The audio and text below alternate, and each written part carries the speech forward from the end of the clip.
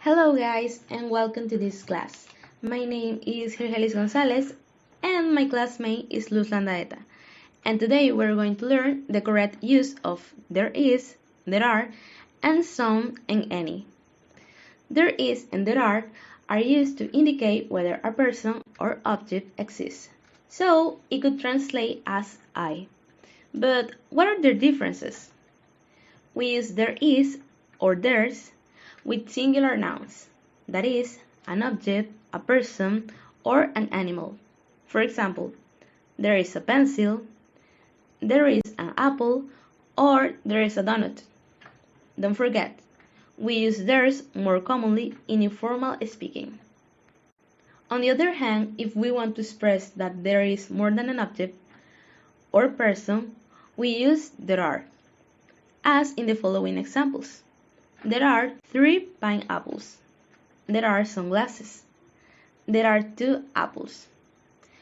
Be careful. You cannot contract there are. We can make affirmative and negative sentences. To create an affirmative sentence, the correct structure is there plus verb to be plus singular noun and there plus the verb to be plus plural noun. For example, there is a carrot and there are 4 books. Also, to create a negative sentence, the structure is there plus verb to be in negative plus singular noun and there plus verb to be in negative plus plural noun. As in these examples, there is not a cat or there isn't a cat. And there are not flowers or there aren't flowers. Just so we can create sentences, we can also make questions. To do it, we just have to change the position of there and the verb to be. And these questions usually have short answers. For example, is there a cupcake on the table? You see, we only change the position. And we answer, yes, there is, if the answer is affirmative, or no, there isn't, if the answer is negative. Are there strawberries in the fridge? Yes, there are, or no, there aren't. Now, let's do some exercise.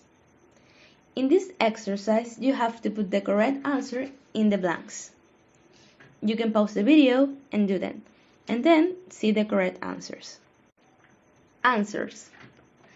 There are 3 bathrooms in my house. There is a camera in her bag. There are tomatoes on the counter. There is a butterfly in the garden. There are 11 players on a soccer team. There is not a dress in the closet. Now Lucy is going to explain you some and any. Now I'm going to explain some and any. When do we use some and any? We use some and any when we don't know the exact amount of something or it doesn't matter. Some and any are quantifiers. Don't forget, both may be used with countable and uncountable nouns. We use some for affirmative sentences. For example, there's some ice cream in the fridge. I have some cookies. There is some pizza in the kitchen. However, we can also use some for questions, typically offers and requests. If we think the answer will be positive. For example, would you like some coffee? Do you want some cake? Could you lend me some money? Or can I have some water? On the other hand, we use any for negative sentences and questions, as in these examples. There isn't any book on the table. There aren't any bottles of juice in the fridge. There isn't any bottle. Okay, We continued with the interrogative sentences, and it's very simple. You should only place some or any before the countable or uncountable nouns. Let's do. Do you have any wine?